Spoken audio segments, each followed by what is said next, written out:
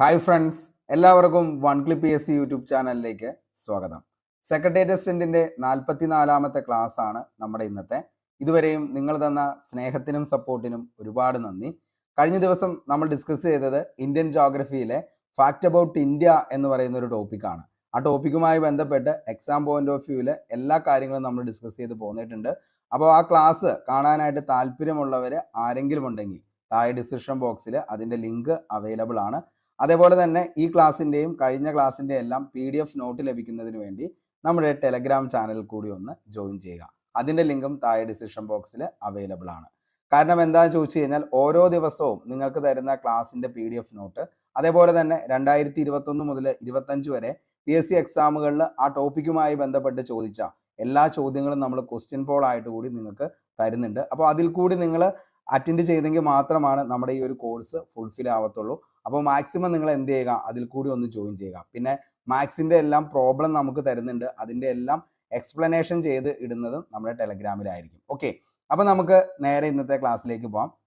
നമ്മളിന്ന് ഡിസ്കസ് ചെയ്യാനായിട്ട് പോകുന്നത് ഇന്ത്യൻ നദികളെ കുറിച്ചാണ്. PSC എക്സാമുകളിൽ ഉറപ്പായിട്ടും 2 മാർക്ക് 3 മാർക്ക് വരെ ഈ ഒരു ഭാഗത്തു നിന്നും ചോദിക്കാറുണ്ട്. അപ്പോൾ അത്രത്തോളം ഇമ്പോർട്ടൻ്റ് ആയിട്ടുള്ള ഒരു ക്ലാസ് ആണ്. അപ്പോൾ മൊത്തമായി കാണുക, നിങ്ങളുടെ അഭിപ്രായം താഴെ കമൻറ്റ് ബോക്സിൽ രേഖപ്പെടുത്തുക. ഉപകാരപ്രദമാണ് എന്ന് തോന്നുകയാണെങ്കിൽ നിങ്ങളുടെ സുഹൃത്തുക്കളിലേക്ക് ഒന്ന് ഷെയർ ചെയ്യുക. ഓക്കെ, അപ്പോൾ ഇന്ത്യൻ നദികൾ എന്ന് പറയുമ്പോൾ ഇന്ത്യൻ നദികളെ നമുക്ക് 2ആയിട്ട് തരംതിരിക്കാം. ഇന്ത്യൻ നദികളെ എത്രയായിട്ട് തരംതിരിക്കാം? 2ആയിട്ട് തരംതിരിക്കാം. ഒന്ന് ഹിമാലയൻ നദികളെന്നും 2 ഉപദ്വീപീയൻ നദികളെന്നും. അപ്പോൾ ഇന്ത്യൻ നദികളെ നമുക്ക് എത്രയായിട്ട് തരം തിരിക്കാം എന്ന് ചോദിച്ചു കഴിഞ്ഞാൽ, 1 Himalayan reverse, 2 peninsular reverse. Okay, അങ്ങനെ 2 കാറ്റഗറി ആയിട്ട് ഇന്ത്യൻ നദികളെ നമുക്ക് തരംതിരിക്കാം. എന്താണ് ഈ പറയുന്ന ഹിമാലയൻ നദികൾ എന്ന് ചോദിച്ചു കഴിഞ്ഞാൽ, എന്താണ് ഹിമാലയൻ നദികൾ? ഹിമാലയത്തിൽ നിന്നും ഉത്ഭവിക്കുന്നത്, അതായത് ഇന്ത്യയുടെ ഉത്തരപർവ്വത മേഖലയിൽ നിന്നും ഉത്ഭവിക്കുന്ന നദികളാണ് ഏതെന്ന് പറയുന്നത്? ഹിമാലയൻ നദികൾ എന്ന് പറയുന്നത്. ഓക്കെ, ഇനി എന്താണ് ഉപദ്വീപീയൻ നദികൾ എന്ന് പറയുമ്പോൾ ആദ്യം ഒരു കാര്യം കൂടി നോക്കണം. അതായത് 3 വശവും വെള്ളത്താൽ ചുറ്റപ്പെട്ട് കിടക്കുന്ന പ്രദേശം അറിയപ്പെടുന്ന പേരാണ് എന്തെന്ന് പറയുന്നത്? ഉപദ്വീപ് എന്ന് പറയുന്നത്. ഓക്കെ, അപ്പോൾ 3 വശവും ജലത്താൽ ചുറ്റപ്പെട്ട് കിടക്കുന്ന പ്രദേശം, അതിനെയാണ് നമ്മൾ എന്തെന്ന് വിളിക്കുന്നത്? ഉപദ്വീപ് എന്ന് പറയുന്നത്. ഓക്കെ, നമ്മൾ നോക്കിക്കഴിഞ്ഞാൽ മനസ്സിലാവും, ദേ ഇവിടുന്ന് ഗുജറാത്തിൻ്റെ ദേ ഇവിടെ മുതൽ തുടങ്ങിക്കഴിഞ്ഞാൽ ദേ ഇങ്ങനെ കറങ്ങി ദേ ഇവിടം വരെ എത്തും. ഓക്കെ, അപ്പോൾ ഈ ഒരു പ്രദേശത്ത് നിന്നും ഉത്ഭവിക്കുന്ന നദികളെയാണ് നമ്മൾ എന്തെന്ന് പറയുന്നത്? ഉപദ്വീപീയൻ നദികൾ എന്ന് പറയുന്നത്. അതായത് നമുക്കറിയാം, ഇവിടെ എന്താണ് ഈസ്റ്റേൺ ഘട്ടുണ്ട്, അതേപോലെ തന്നെ ഇവിടെ വെസ്റ്റേൺ ഘട്ടുണ്ട്, അതേപോലെ ഇവിടെ വിന്ധ്യ സത്പുര പർവ്വതനിരകളുണ്ട്. അപ്പോൾ ഇവിടെയൊക്കെ നിന്നും വരുന്ന നദികളെയാണ് നമ്മൾ എന്തെന്ന് വിളിക്കുന്നത്? ഈ പറയുന്ന ഉപദ്വീപീയൻ നദികൾ എന്ന പേരിൽ അറിയപ്പെടുന്നത്. ഓക്കെ, അതായത് ഈ ഒരു റീജിയനിൽ നിന്നും വരുന്ന നദികളെല്ലാം എന്താണ്? പെനിൻസുലാർ റിവേഴ്സ് എന്ന പേരിലാണ് അറിയപ്പെടുന്നത്, ഇത്രയും ഭാഗത്തു നിന്ന്. അപ്പോൾ എന്താണ്? 3 വശവും എന്താണ്? ജലത്താൽ ചുറ്റപ്പെട്ട് കിടക്കുന്ന പ്രദേശമാണ്. അപ്പോൾ ഇവിടെ നമ്മൾ നോക്കിക്കഴിഞ്ഞാൽ മനസ്സിലാവും, എന്താണ്? ഇവിടെയും ജലമാണ്, അതേപോലെ തന്നെ എന്താണ്? ഇവിടെ ഇന്ത്യൻ ഓഷൻ ഉണ്ട്, അതേപോലെ തന്നെ എന്താണ്? ഇവിടെ ബേ ഓഫ് ബംഗാൾ ഉണ്ട്, അറേബ്യൻ സീ ഉണ്ട്, എല്ലാം കൊണ്ടും എന്താണ്? ഇവിടെ ചുറ്റപ്പെട്ട് കിടക്കുകയാണ്. അപ്പോൾ ഇവിടെ നിന്നും, അതായത് ഈ പ്രദേശത്ത് ഉള്ള നദികളെയാണ് ഉപദ്വീപീയൻ നദികൾ എന്ന് പറയുന്നത്. ഈ നദികൾ എന്ന് പറയുന്നത് മെയിൻ ആയിട്ട് എന്താണ്? മൺസൂണിന്റെ ഒരു എന്താണ്? മൺസൂൺ ഉള്ളത് കൊണ്ടാണ് ഇതിൻ്റെ അകത്ത് ഏറ്റവും കൂടുതൽ എന്ത് ചെയ്യുന്നത്? ജലം വരുന്നതും അതേപോലെ തന്നെ ജലം ഒഴുകാൻ സാധിക്കുന്നതും. ഓക്കെ, എന്നാൽ ഇവിടെ നമ്മൾ നോക്കിക്കഴിഞ്ഞാൽ മനസ്സിലാവും, അതായത് നമ്മുടെ ഹിമാലയൻ നദികൾ എന്ന് പറയുമ്പോൾ ഇവിടെ എല്ലാം എന്താണ്? ഗ്ലേഷ്യർ ആണ്. അതായത് ഈ കാണുന്ന ഗ്ലേഷ്യറിൽ നിന്നും ഉത്ഭവിച്ച, അതായത് വേനൽക്കാലമാകുമ്പോൾ ഈ മഞ്ഞൊക്കെ എന്ത് ചെയ്യാനായിട്ട് തുടങ്ങും? ഉരുകാനായിട്ട് തുടങ്ങും. അപ്പോൾ എന്ത് ചെയ്യും? ജലം ലഭിക്കും. മഴക്കാലത്തോ മഴയിൽ നിന്നും കിട്ടുന്ന ജലം ഉണ്ടാവും. അപ്പോൾ എല്ലാ സീസണുകളിലും ജലം ലഭിക്കുന്ന നദികളാണ് നമ്മുടെ എന്തെന്ന് പറയുന്നത്? ഈ പറയുന്ന ഹിമാലയൻ നദികൾ. അതായത് ഉത്തരപർവ്വത മേഖലയിൽ നിന്നും ലഭിക്കുന്ന ഈ വരുന്ന നദികളെല്ലാം എന്താണ്? എല്ലാ സീസണുകളിലും എന്തുണ്ടാവും? ജലം ഉണ്ടാവും. പക്ഷേ ഉപദ്വീപീയൻ നദികൾ എന്ന് പറയുന്നത് അത്രയും എന്തുണ്ടാവില്ല? ജലം ഉണ്ടാവില്ല. കാരണം പല സമയങ്ങളിലും അതൊക്കെ വറ്റി വരണ്ട് പോകാനൊക്കെ ഉള്ള ചാൻസ് ഉണ്ട് വേനൽക്കാലങ്ങളിൽ. ബാക്കിയുള്ള സമയത്തൊക്കെ എന്തുണ്ടാവും? ഇതിൻ്റെ അകത്ത് വെള്ളം ഉണ്ടാവും. ഓക്കെ, അപ്പോൾ അത്രയും കാര്യങ്ങൾ മനസ്സിലാക്കുക. അപ്പോൾ നമ്മൾ പറഞ്ഞത് ഇതാണ്, അതായത് ഇന്ത്യയിലെ നദികളെ നമുക്ക് 2ആയിട്ട് തരംതിരിക്കാം. 1 ഹിമാലയൻ നദികൾ. എന്താണ്? ഹിമാലയൻ നദികൾ. 1 ഉപദ്വീപീയൻ നദികൾ. ഹിമാലയൻ നദികൾ എന്ന് പറയുമ്പോൾ എന്താണ്? ഇന്ത്യയുടെ ഉത്തരപർവ്വത മേഖലയിൽ നിന്നും ആരംഭിച്ച് ഒഴുകുന്ന നദികളാണ് ഹിമാലയൻ നദികൾ.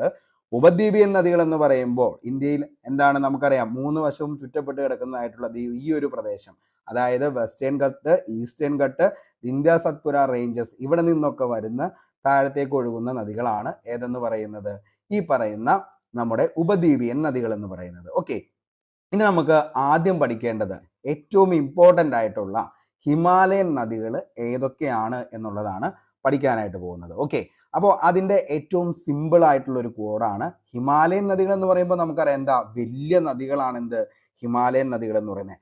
എപ്പോഴും വെള്ളം കിട്ടുന്ന നദികളും ഏത് തന്നെയാണ്, ഹിമാലയൻ നദികളാണ്. അപ്പോൾ അതുകൊണ്ട് തന്നെ എന്താണ്, വലിയ നദികളായിട്ടുള്ള നദികളാണ് എന്തെന്ന് പറയുന്നത്, ഏതാണ്, ഹിമാലയൻ നദികൾ എന്ന് പറയുമ്പോൾ അപ്പൊ തന്നെ നമുക്ക് എന്താണ്, ബിഗ്, വലുത്. ഓക്കെ, അപ്പൊ അങ്ങനെ ഓർത്താൽ മതി. ഹിമാലയൻ നദികളുടെ കോഡാണ് ബിഗ് എന്ന് ഓർത്താൽ മതി.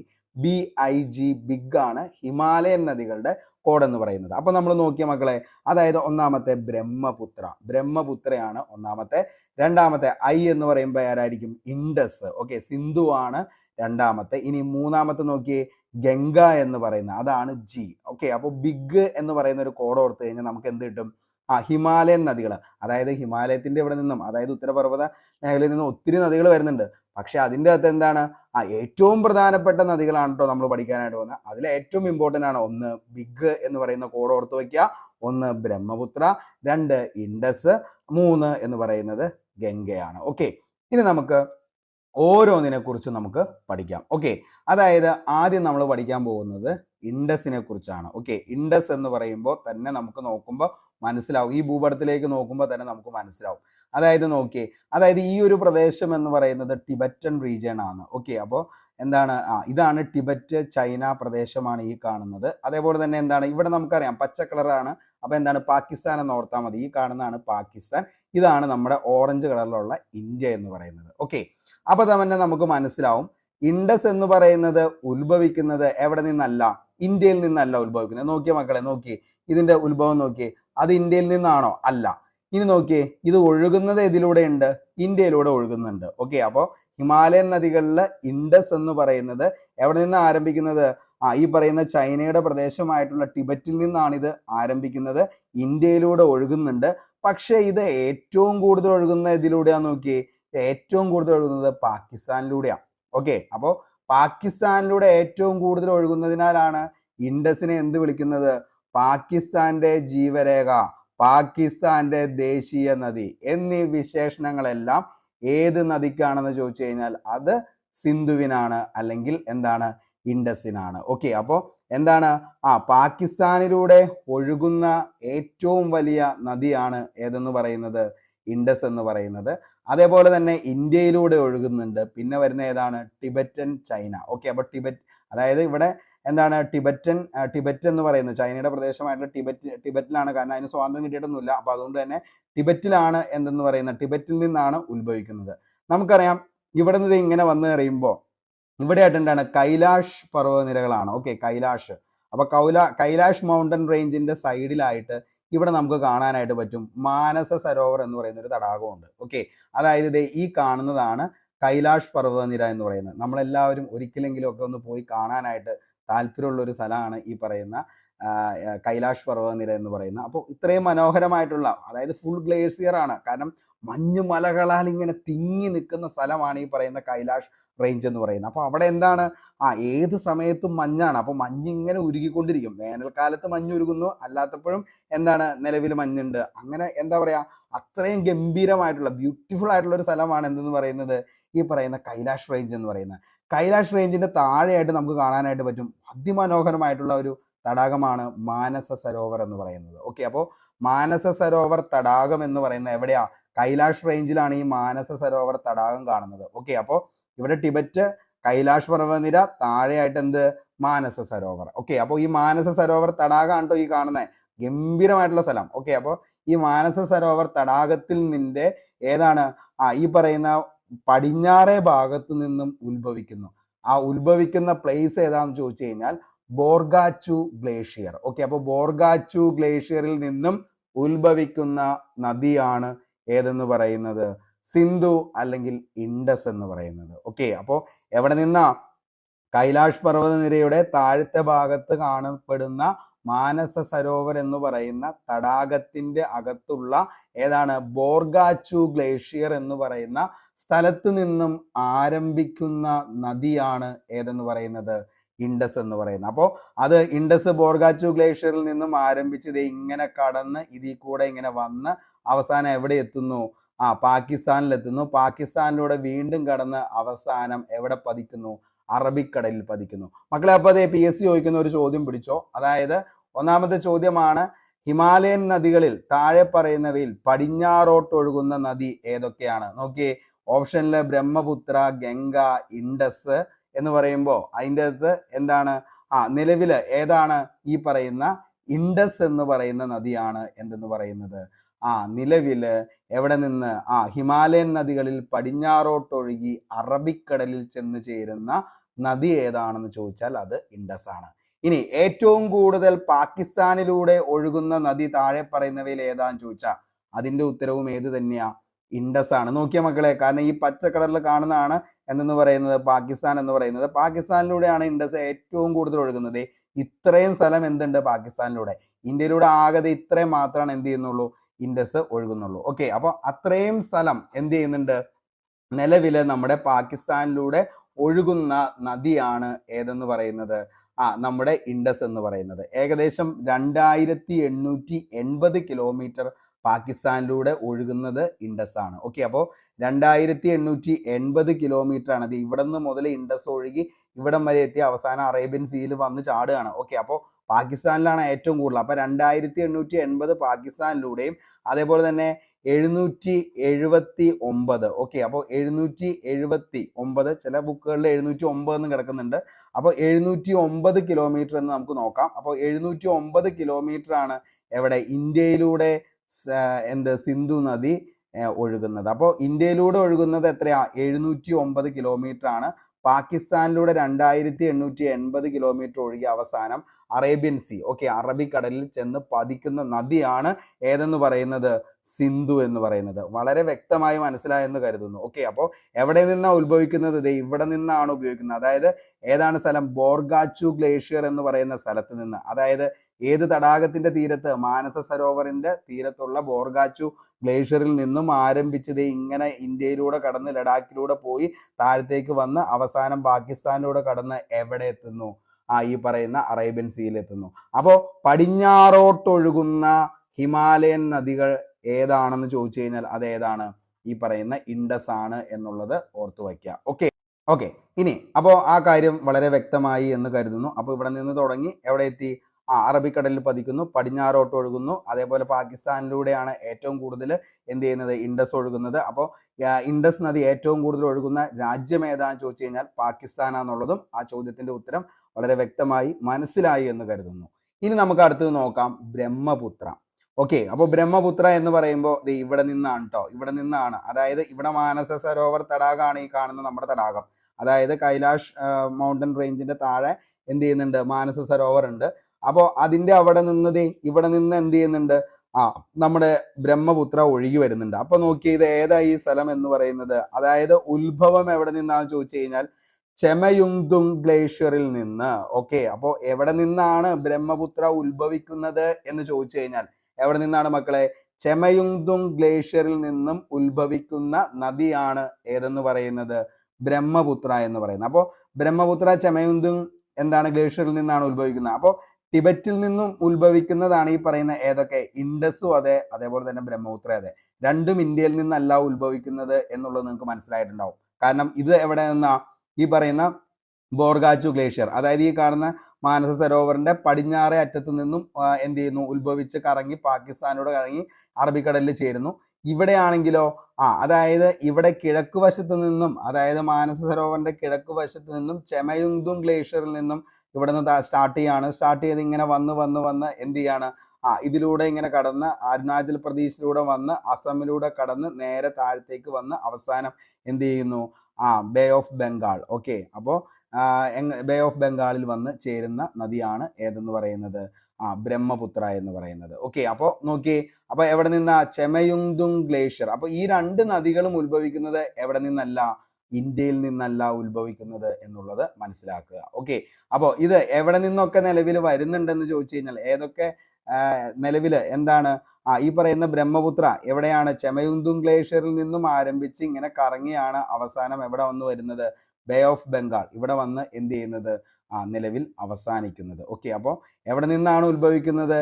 ചെമയുങ്തും ഗ്ലേഷ്യർ എന്ന് പറയുന്ന സ്ഥലത്ത് നിന്നുമാണ് ഏത്? ബ്രഹ്മപുത്ര നദി ഉത്ഭവിക്കുന്നത് എന്നുള്ളത് ഓർത്തു വയ്ക്കുക. ഓക്കെ ഓക്കെ അപ്പോൾ ഈ ബ്രഹ്മപുത്ര നദി എന്ന് പറയുന്നത് ഏതൊക്കെ രാജ്യങ്ങളിലൂടെയാണ് പോകുന്നതെന്ന് ചോദിച്ചു കഴിഞ്ഞാൽ മക്കളെ ഏതൊക്കെയാണ്?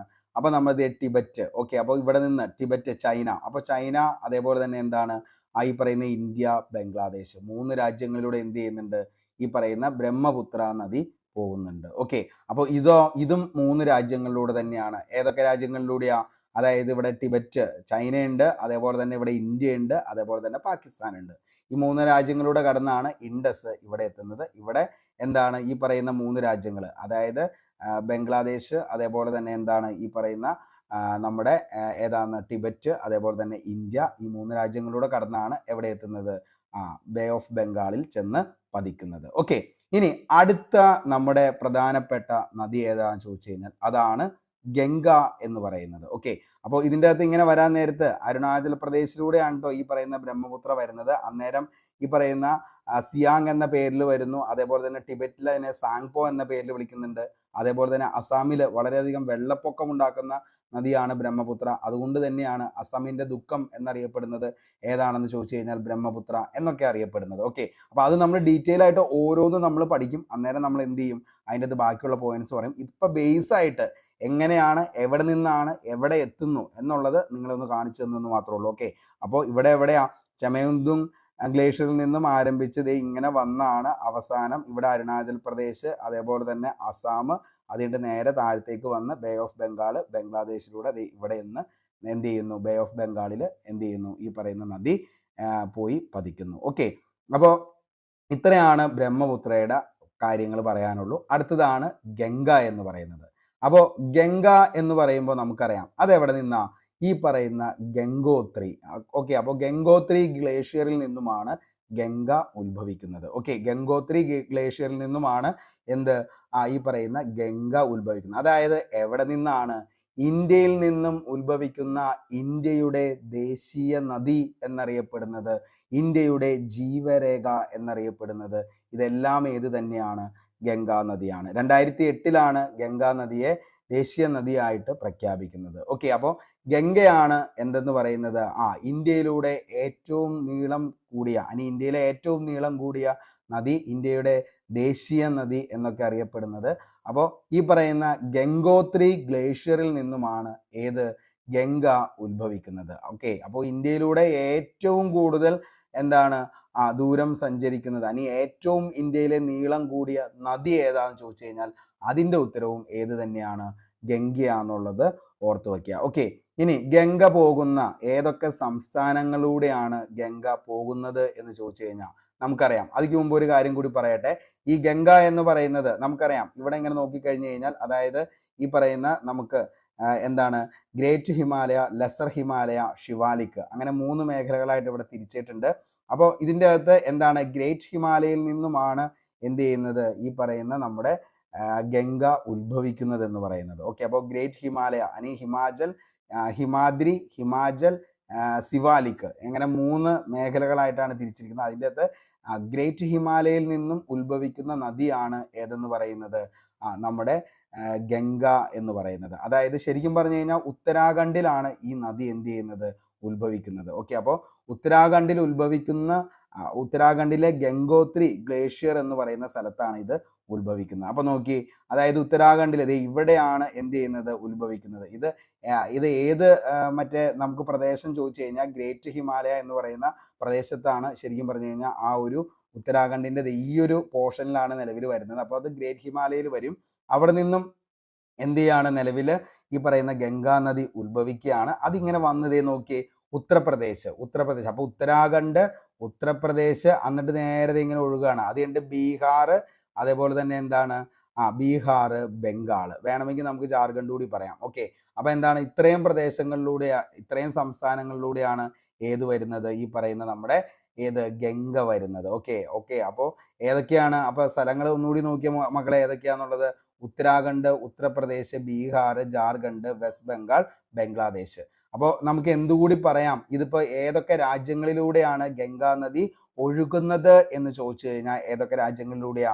നമ്മുടെ ഇന്ത്യ ഉണ്ട്, അതേപോലെ തന്നെ ബംഗ്ലാദേശും ഉണ്ട്. ഓക്കെ അപ്പോൾ എന്താണ് ഈ പറയുന്ന എന്താണ് എവിടെ നിന്ന് ആരംഭിച്ചു? ഉത്തരാഖണ്ഡിൽ നിന്ന് ആരംഭിച്ചു. അപ്പോൾ UUBB എന്ന് ഓർത്താൽ മതി. UUBB എന്ന് ഓർത്താൽ മതി.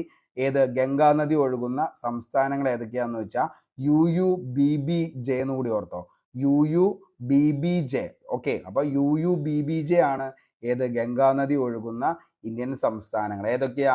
U for Uttarakhand, U for Uttar Pradesh, B for Bihar, B for Bengal, അതേപോലെ J ഫോർ ജാർഖണ്ഡ്. അപ്പോൾ UUBBJ എന്ന് പറയുന്ന സ്ഥലത്ത് കൂടിയാണ് എന്ത് പോകുന്നത്? നമ്മുടെ ഗംഗ ഒഴുകുന്നത് എന്നുള്ളതൊന്ന് ഓർത്തു വയ്ക്കുക. അതേപോലെ തന്നെ എന്താണ് ബംഗ്ലാദേശ് എന്ന് പറയുന്ന രാജ്യത്തിലൂടെയും എന്ത് ചെയ്യുന്നുണ്ട്? ഗംഗാ നദി ഒഴുകുന്നുണ്ട്. ഓക്കെ അപ്പോൾ ഇത്രയും സ്ഥലങ്ങളിലൂടെയാണ് ഏത് പോകുന്നത്? നമ്മുടെ ഗംഗാ നദി ഒഴുകുന്നത്. ഓക്കെ അപ്പോൾ അത് ഏത് പാർട്ട് ഓഫ് ഹിമാലയ എന്ന് ചോദിച്ചു കഴിഞ്ഞാൽ ഗ്രേറ്റ് ഹിമാലയ എന്ന് പറയുന്ന പാർട്ടിലാണ് എന്ത് വരുന്നത്? ഈ പറയുന്ന ഗംഗോത്രി ഗ്ലേഷ്യർ, അതായത് ഗംഗാ നദി ഉത്ഭവിക്കുന്നത് ഏത് ഹിമാലയൻ പാർട്ടിൽ നിന്നുമാണെന്ന് വെച്ച് കഴിഞ്ഞാൽ ഗ്രേറ്റ് ഹിമാലയ എന്ന് പറയുന്നത്. ഇത് നമ്മൾ പഠിക്കൂട്ടോ. അതായത് ഓരോന്നും മൗണ്ടൻ റേഞ്ച് എന്ന് പറയുന്ന ടോപ്പിക്ക് പഠിക്കാൻ നേരത്തെ അതിൻ്റെ അകത്ത് ഓരോന്നും വിശദമായിട്ട് നമ്മൾ എന്ത് ചെയ്യും? വരച്ച് ഓരോന്ന് സെറ്റ് ചെയ്ത് പഠിക്കുന്നതായിരിക്കും. ഓക്കെ അപ്പോൾ ഇത്രയും കാര്യങ്ങളാണ് നമുക്ക് ഏതിൻ്റെ അകത്ത് പഠിക്കാനുള്ളൂ? ഹിമാലയൻ റിവറിൻ്റെ അകത്ത് നമുക്ക് ബേസ് ആയിട്ട് നമുക്ക് പഠിക്കാനുള്ള കാര്യം എന്ന് പറയുന്നത്. ഓക്കെ അപ്പോൾ പറഞ്ഞ കാര്യങ്ങൾ ഞാൻ ഒന്നുകൂടി പറയാം. അതായത് നമ്മൾ ഹിമാലയൻ നദികളെന്നും ഉപദ്വീപീയൻ നദികളെന്നുമാണ് ഇന്ത്യയിലെ നദികളെ നമ്മൾ രണ്ടായിട്ട് തരംതിരിക്കുന്നത്. അതിൻ്റെ അകത്ത് നമ്മൾ പറഞ്ഞു ഹിമാലയൻ നദികളുടെ കോഡാണ് നമ്മൾ പറഞ്ഞത് ബിഗ് എന്ന് പറയുന്ന കോഡാണ് ഹിമാലയൻ നദികൾക്ക് നമ്മൾ പറയുന്നത്. ബിഗ് എന്ന് പറയുമ്പോൾ B for Brahmaputra, I for Indus, G for Ganga. Okay ഇതിൻ്റെ അകത്ത് നിലവിൽ എന്താണ് പടിഞ്ഞാറോട്ട് ഒഴുകി അറബിക്കടലിൽ ചെന്ന് ചേരുന്ന നദി ഈ 3 ഹിമാലയൻ നദികളിൽ ഏതാണെന്ന് ചോദിച്ചു കഴിഞ്ഞാൽ അത് ഇൻഡസ് ആണ്. അതേപോലെ തന്നെ പാകിസ്ഥാനിലൂടെ ഏറ്റവും കൂടുതൽ ഒഴുകുന്ന ഹിമാലയൻ നദി ഏതാണെന്ന് ചോദിച്ചു കഴിഞ്ഞാൽ അതും ഏത് തന്നെയാണ്? ഇൻഡസ് ആണ്.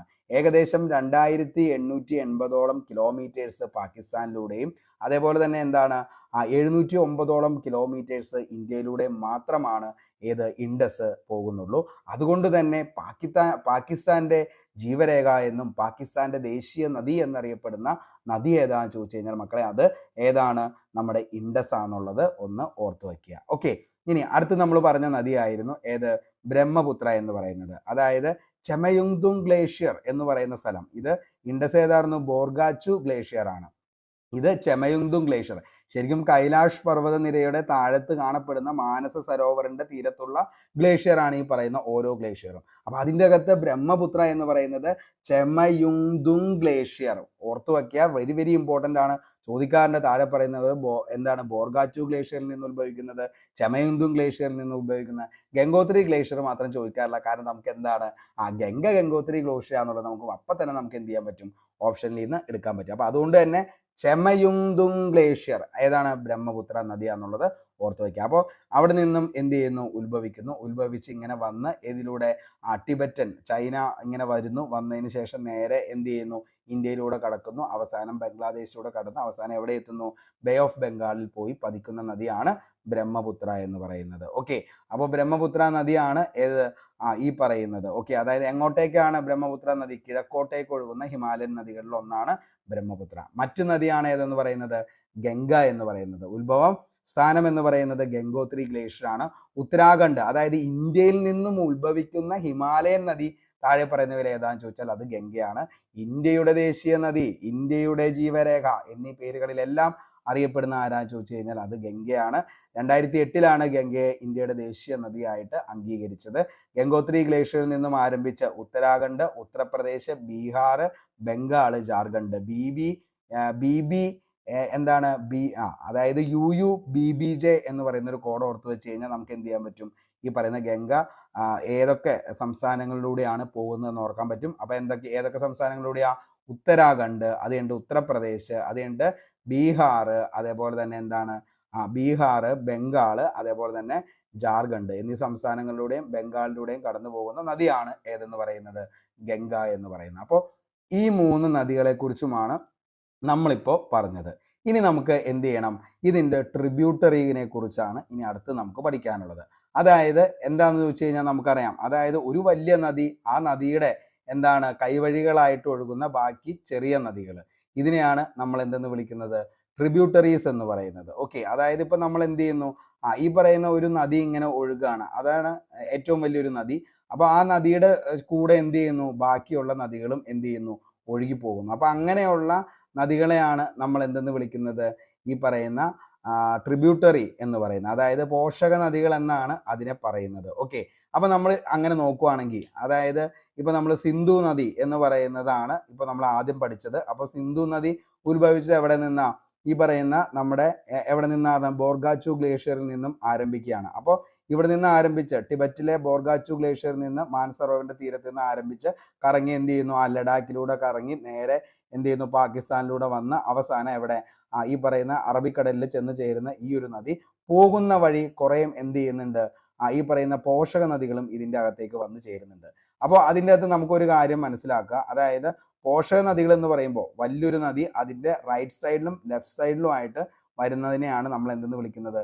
പോഷക നദികൾ എന്ന് പറയുന്നത്. അപ്പോൾ വലതുവശത്തുകൂടി വരുന്ന കുറേ നദികളുണ്ടാവും, അതേപോലെ തന്നെ ഇടതുവശത്തു കൂടി വരുന്ന കുറേ നദികളും എന്തിലുണ്ടാവും? ഈ പറയുന്ന പോഷക നദികളായിട്ടുണ്ടാവും. അപ്പോൾ അങ്ങനെ വരുന്ന പോഷക നദികളൊക്കെയാണ് നിലവിൽ ഇപ്പോൾ നമ്മൾ ഇൻഡസ്, അതായത് നമ്മുടെ സിന്ധു എടുക്കുകയാണെങ്കിൽ അതിൻ്റെ അകത്ത് വരുന്ന നദികളൊക്കെയാണ് ജലം, അതേപോലെ തന്നെ ചിനാബ്, രവി, സത്ലജ്, ബിയാസ്. ഇതൊക്കെ എന്താണ്? ഈ പറയുന്ന സിന്ധു നദികളുടെ പോഷക നദികളാണ്. ഓക്കെ, അപ്പോൾ ഏതൊക്കെയാണ്? സിന്ധു നദിയുടെ ഏറ്റവും പ്രധാനപ്പെട്ട പോഷക നദികളാണ് ചലം, ചിനാവ്, രവി, സത്ലജ്, ബിയാസ് എന്ന് പറയുന്നത്. ഓക്കെ, 5 നദികൾ വെരി വെരി ഇമ്പോർട്ടൻ്റ് ആണ്. അപ്പോൾ എന്താണ്? ഇൻഡസിൻ്റെ പോഷക നദികൾ ഏതൊക്കെയാണെന്ന് ചോദിച്ചു കഴിഞ്ഞാൽ ഏതൊക്കെയാ? ചലം, അതേപോലെ തന്നെ ചിനാബ്, അതേപോലെ രവി, സത്ലജ്, ബിയാസ്. ഇത്രയെങ്കിലും എന്ത് ചെയ്യുക?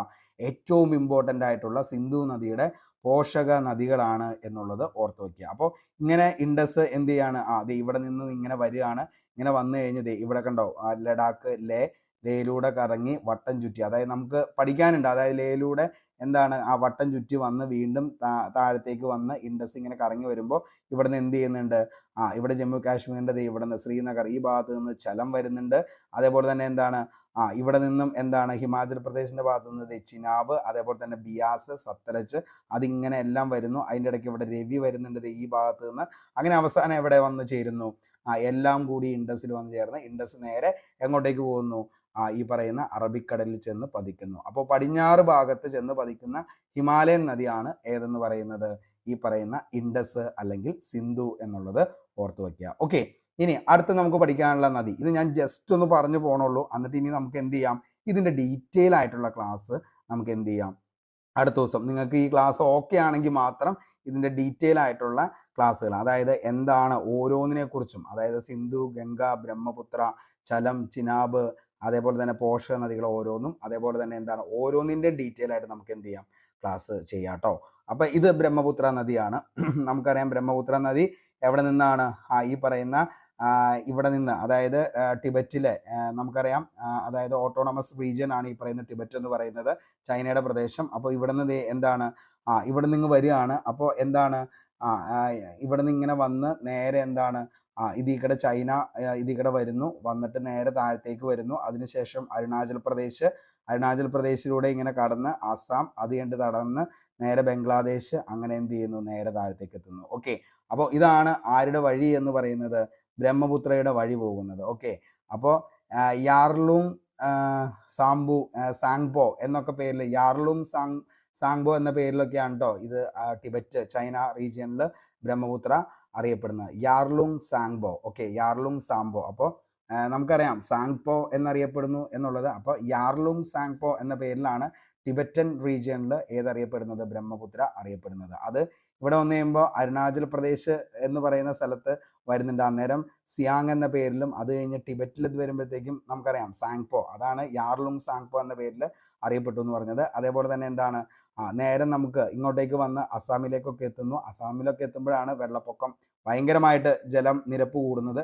അപ്പോൾ അതുകൊണ്ട് തന്നെയാണ് എന്താണ് അസമിൻ്റെ ദുഃഖം എന്ന് ബ്രഹ്മപുത്ര അറിയപ്പെടുന്നത്. അവിടുന്ന് നേരെ താഴത്തേക്ക് വന്ന് ബംഗ്ലാദേശിൽ വന്ന് ബേ ഓഫ് ബംഗാളിൽ അവസാനിക്കുന്നു. ഇനി ഇതിൻ്റെ പോഷക നദികൾ ഏതൊക്കെയാണെന്ന് ചോദിച്ചു കഴിഞ്ഞാൽ ടീസ്റ്റ, സാൻകോഷ്, മനാസ്, അതേപോലെ തന്നെ സുബൻസിരി, അതേപോലെ തന്നെ സിയാങ്, ദിബാങ്, ഇതൊക്കെയാണ് എന്തെന്ന് പറയുന്നത് പോഷക നദി. അതേപോലെ തന്നെ ധനുശ്രീ, അതേപോലെ തന്നെ ദിഖോങ്, അതേപോലെ തന്നെ ലോഹിത്, ഇതൊക്കെയാണ് ബാക്കിയുള്ള പോഷക നദികൾ എന്ന് പറയുന്നത്. നമ്മൾ പറഞ്ഞല്ലോ, അതായത് ഇങ്ങനെ വരുമ്പോൾ ഇതിൻ്റെ അകത്ത് ഇങ്ങനെ നേരെ പോയി കഴിയുമ്പോൾ ഇതിൻ്റെ അകത്ത് എന്താണ് ഈ കാണുന്നതാണ് മെയിൻ സ്ട്രീം എന്ന് പറയുന്നത്. അതായത് മെയിൻ നദി, അതായത് മെയിൻ ആയിട്ടുള്ള ബ്രഹ്മപുത്ര എന്ന് പറയുന്നത് ഈ കാണുന്ന ഏറ്റവും തിക്കായിട്ട് കാണുന്നതാണ് ബ്രഹ്മപുത്ര. അതിൻ്റെ എന്താണ് ലെഫ്റ്റ് സൈഡിൽ നിന്നും റൈറ്റ് സൈഡിൽ നിന്നും വരുന്ന കുഞ്ഞു കുഞ്ഞു നദികളാണ് എന്തെന്ന് പറയുന്നത് അതിൻ്റെ ട്രിബ്യൂട്ടറീസ് എന്ന് പറയുന്നത്. ഓക്കെ, അങ്ങനെയാണ് വരുന്നത്. അപ്പോൾ ടീസ്റ്റ, സാങ്കോഷ്, മനാസ്, അതേപോലെ തന്നെ സുബൻസിരി, പിന്നെ എന്താണ് ധനുസിരി, ദിഖോങ്, അതേപോലെ തന്നെ ദിബാങ്, സിയാങ്, ഇതൊക്കെയാണ് ബ്രഹ്മപുത്രയുടെ പോഷക നദികൾ എന്ന് പറയുന്നത്. ഓക്കെ, ഇനി അടുത്ത നദിയാണ് ഗംഗാ നദി എന്ന് പറയുന്നത്. നമ്മൾ പറഞ്ഞു ഗംഗ എന്ന് പറയുമ്പോൾ എന്താണ് ഗംഗ ഇവിടെ നിന്നാണ് ആരംഭിക്കുന്നത്. ഗംഗോത്രി ഗ്ലേഷ്യറിൽ നിന്ന് ആരംഭിക്കുന്നു എന്ന് പറയുമ്പോൾ എവിടെ നിന്നാ ഗംഗയിൽ നിന്നും ഉത്ഭവിക്കുന്ന ഏതാണ് ഹിമാലയൻ നദിയാണ് ഗംഗ എന്ന് പറയുന്നത്. ഗംഗയിൽ നിന്ന് ഇവിടെ നിന്ന് ഉത്ഭവിക്കുന്നു. അതേപോലെ തന്നെ അതിൻ്റെ ട്രിബ്യൂട്ടറി ആയിട്ടുള്ള യമുനയും അതിൻ്റെ കൂടെ വരുന്നുണ്ട്. ഓക്കെ, അപ്പോൾ ഇത് രണ്ടും കൂടി വന്ന് എന്താണ് ഇവിടെ വന്ന് എന്ത് ചെയ്യുന്നു സംഗമിക്കുന്നുണ്ട്. അത് കഴിഞ്ഞ് കഴിഞ്ഞിട്ട് എന്ത് ചെയ്യാണ് അവിടെ നിന്ന് നേരെ ഗംഗയായിട്ട് ഇതിക്കടെ ഒഴുകുകയാണ്. ഒഴുകി എന്ത് ചെയ്യുന്നു ഇവിടെ വന്ന് ബ്രഹ്മപുത്രയുടെ ഈ ഒരു പാട്ടിൽ കൂടി ചേർന്നതിന് ശേഷമാണ് നേരെ എങ്ങോട്ടേക്ക് പോകുന്നത് ഈ പറയുന്ന ബേ ഓഫ് ബംഗാളിലേക്ക് ചെന്ന് ചാടുന്നത്. ഓക്കെ, അപ്പോൾ ഈ പറയുന്ന സുന്ദർബൻ ഡെൽറ്റാസ് ഒക്കെ ക്രിയേറ്റ് ചെയ്യുന്നത് ആ ഒരു ഭാഗത്ത് വെച്ചാന്നുള്ളത് ജസ്റ്റ് ഒന്ന് ഓർത്ത് വയ്ക്കുക. പക്ഷെ നമ്മൾ ഡീറ്റെയിൽ ആയിട്ട് അടുത്ത ക്ലാസ്സിൽ നമ്മളത് ഡിസ്കസ് ചെയ്ത് പോകുന്നതായിരിക്കും. ഓക്കെ, അപ്പോൾ ഇത്രയാണ് അതിൻ്റെ അകത്ത് മെയിൻ ആയിട്ട് വരുന്നത്. അപ്പോൾ ഇന്ത്യൻ റിവേഴ്സിനെ കുറിച്ചാണ് നമ്മൾ ഇന്ന് ക്ലാസ് പറഞ്ഞത്. നമ്മൾ പറഞ്ഞ കാര്യങ്ങൾ ഒന്ന് ഓടിച്ചു പറയാം. അതായത് നമുക്ക് രണ്ട് കാറ്റഗറി ആയിട്ട് ഈ പറയുന്ന എന്താണ് നദികളെ, ഇന്ത്യൻ നദികളെ തിരിക്കാം. അതിൻ്റെ അകത്ത് ഒന്നാണ് ഹിമാലയൻ നദികളെന്നും രണ്ട് പെനിൻസുലാർ റിവേഴ്സ് എന്നും. ഹിമാലയൻ റിവേഴ്സ് എന്ന് പറയുന്ന ഏറ്റവും ഇമ്പോർട്ടൻ്റ് ആയിട്ടുള്ള നദികളാണ് നമ്മൾ പറഞ്ഞത് ബ്രഹ്മപുത്ര, ഇൻഡസ്, ഗംഗ എന്ന് പറയുന്നത്. ബിഗ് എന്ന് പറയുന്ന ഒരു കോഡ് ഓർത്ത് വെച്ചാൽ നിങ്ങൾക്ക് മനസ്സിലാവാൻ പറ്റും. ഇതിൻ്റെ അകത്ത് എന്താണ് നിലവിൽ ബ്രഹ്മപുത്രയും അതേപോലെ തന്നെ ഗംഗയാണ് എങ്ങോട്ടേക്ക് കിഴക്കോട്ടേക്ക് ഒഴുകുന്ന ഹിമാലയൻ നദികൾ. പടിഞ്ഞാറോട്ടേക്ക് ഒഴുകുന്ന നദിയാണ് ഇൻഡസ് എന്ന് പറയുന്നത്. ഇനി ബ്രഹ്മപുത്ര ആണെങ്കിൽ ചമയുന്തും ഗ്ലേഷ്യറിൽ നിന്നും ആരംഭിച്ച് ബേ ഓഫ് ബംഗാൾ. ഇനി ഇൻഡസ് ആണെങ്കിലോ ബോർഗാച്ചു ഗ്ലേഷ്യറിൽ നിന്നും ആരംഭിച്ച് അറേബ്യൻ സീയിലേക്ക് ചെന്ന് പതിക്കുന്നു. 2880 കിലോമീറ്റർ ആണ് ഇൻഡസ് പാകിസ്ഥാനിലൂടെ ഒഴുകുന്നത്. ഇന്ത്യയിലൂടെ 709 കിലോമീറ്ററുമാണുള്ളത്, ഓർത്ത് വയ്ക്കുക. ഓക്കെ, ഇനി ഗംഗ എന്ന് പറയുന്നത് ടോട്ടൽ ലെങ്ത് ആണ് ഇത്. അതിൻ്റെ 2880, അതിൻ്റെ 709 ആണ് എന്തെന്ന് പറയുന്നത് ഇന്ത്യയിലൂടെ ഒഴുകുന്നത്. ഗംഗയാവുമ്പോൾ ഗംഗോത്രി ഗ്ലേഷ്യർ ആണ്. അപ്പോൾ കോഡ് ഓർത്ത് വെച്ചോ UUBBJ എന്നുള്ളത് ബേ ഓഫ് ബംഗാളിൽ ചെന്ന് എന്ത് ചെയ്യുന്നു ചാടുന്നു. 2500 കിലോമീറ്റർ ആണ് ഗംഗയുടെ പറയുന്നത്. ചില പുസ്തകങ്ങളിലൊക്കെ 2525 SCRTയിൽ 2525 കാണുന്നുണ്ട്. അപ്പോൾ 2525 PSC ശരി ഉത്തരമായിട്ട് പറഞ്ഞത്. എന്നാണ് ഈ പറയുന്ന ഗംഗയെ ദേശീയ നദിയായിട്ട് പ്രഖ്യാപിച്ചത് എന്ന് ചോദിച്ചാൽ മക്കളെ 2008 നവംബർ 4 കൂടി ഓർത്ത് വയ്ക്കുക. ഇന്ത്യയുടെ നാഷണൽ റിവറായിട്ട് 2008 നവംബർ 4. കോഡ് ബിഗ് ഹിമാലയൻ നദി. ഇനി നമുക്ക് പഠിക്കാനുള്ളത് പെനിൻസുലാർ റിവേഴ്സ് ആണ്.